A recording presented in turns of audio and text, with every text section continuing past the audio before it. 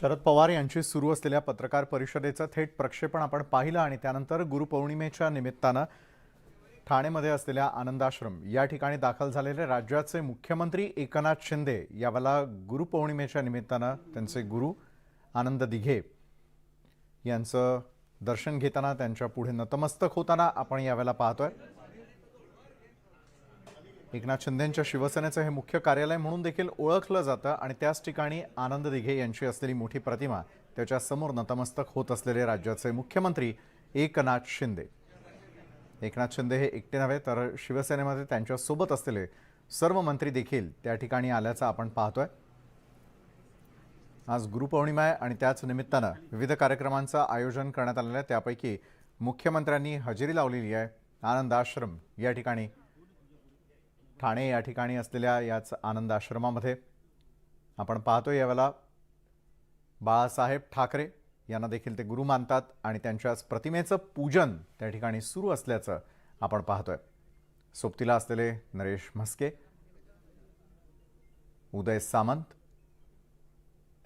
सर्व नेते मंडळी यावेळेला मुख्यमंत्र्यांच्या सोबतीनं हजर आहे आनंद आश्रम या ठिकाणी।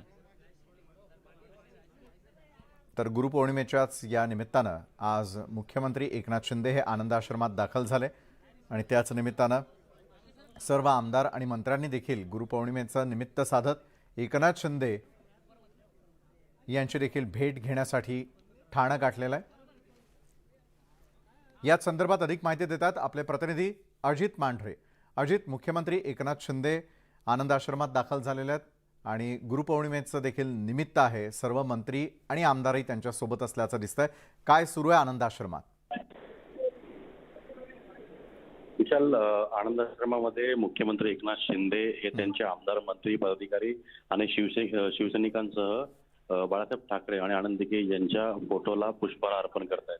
आपल्याला माहिती आहे की गुरुपौर्णिमा हा सण जो आहे हा शिवसैनिकांकरता, विशेष करून ठाण्यातल्या शिवसैनिकांकरता फार मोठा सण आहे। जर या सगळ्या बाबतीवर आपण लक्ष दिलं तर आनंद दिघे हे जे आहेत हे या सर्वांचे गुरु होते आणि एकनाथ शिंदे यांनी वारंवार त्यांच्या भाषणामध्ये किंवा त्यांच्या वक्तव्यांमध्ये, प्रतिक्रियेमध्ये त्यांनी स्पष्ट केलेलं आहे की त्यांचे राजकीय गुरु असतील किंवा सर्वच क्षेत्रातील त्यांचे गुरु असतील ते फक्त आनंद दिघे साहेब होते आणि त्यानुसारच त्यांच्या सगळ्या म्हणण्यानुसारच, त्यांच्या आदर्शानुसारच आम्ही चालत होतो।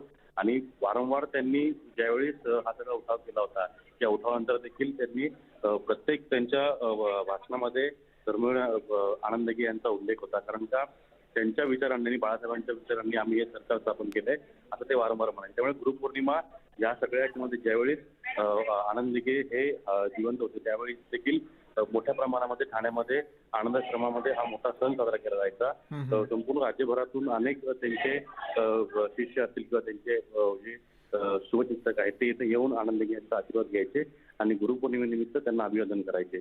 तर या सगळ्या त्याच्यानंतर आनंद दिघे जे आहेत ते मातोश्रीवर जाऊन बाळासाहेब ठाकरे जे आहेत त्यांचा आशीर्वाद घ्यायचे, ते त्यांना गुरु म्हणायचे आणि त्यांच्यावर नुकताच निघालेला सिनेमा जो आहे त्या सिनेमातून आपण ते पाहू शकतो।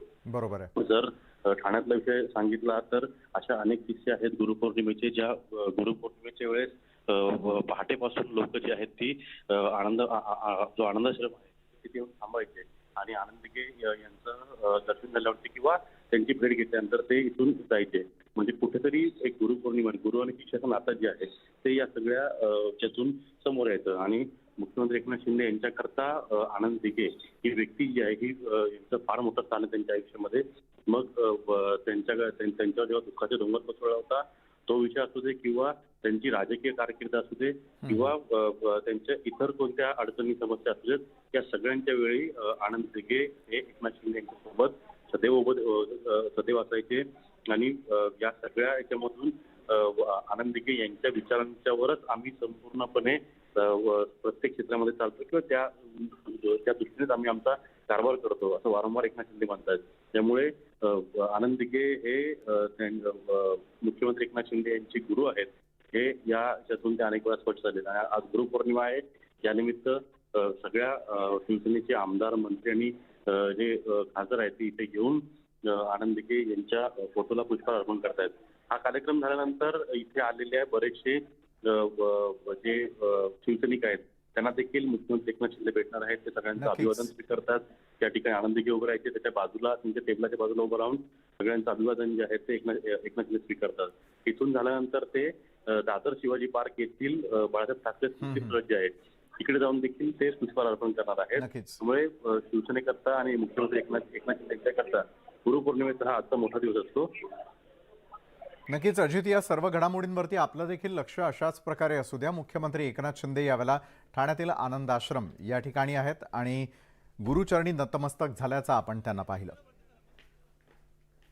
आणि आता बातमी पाहणार आहोत राज्यात सुरू असलेल्या महाराजकारणासंदर्भातली. आणि आता या क्षणाची ब्रेकिंग न्यूज. राष्ट्रवादी काँग्रेसची बंडखोरांवर आता पहिली कारवाई. प्रदेश सरचिटणीस शिवाजीराव गर्जेंना बडतर्फ करण्यात आलेला आहे. पक्षाविरोधात गेल्यानं शिवाजीराव गर्जेंची बडतर्फी करण्यात आलेली आहे. अजित पवारांच्या शपथविधीला गेल्यानं देखील त्यांच्यावरती ही कारवाई करण्यात आल्याची या क्षणाची मोठी बातमी. अजितदादांच्या शपथविधीला गेल्यानं त्यांच्यावरती ही मोठी कारवाई करण्यात आलेली आहे. राष्ट्रवादीची बंडखोरांवरती करण्यात आलेली ही पहिली कारवाई. या क्षणाची ब्रेकिंग न्यूज. शिवाजीराव गर्जे यांना बडतर्फ करण्यात आल्याची मोठी बातमी. पक्षाविरोधात गेल्यानं गर्जेंवर ही कारवाई केली गेली आहे.